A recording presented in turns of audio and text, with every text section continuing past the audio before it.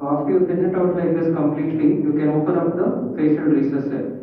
So the facial recess cell is just a small cell which is located about 1 millimeter inferior to the incus buttress. Incus buttress is where the fossa or the fossa incudis or the incus buttress is where the short rose of the incus is attached. This is the attachment of the short rose of the incus. This will be the area of the facial recess cell.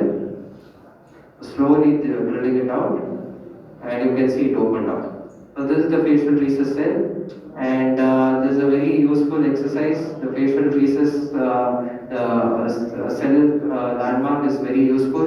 This is also called a posterior tymparotomy. So posterior tymparotomy has a lot of indications.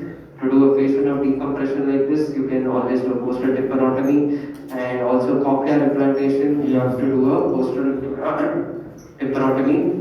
And there is also something called the extended facial recess approach, where you delineate the chorda tympani and you cut the chorda tympani and go along the origin of the chorda tympani to get a wider exposure. So that has been described for removal of globus tumors, small globus tumors. But somehow I don't think that gives enough exposure to completely remove globus tumors. Very nicely done, Dr. Vijan.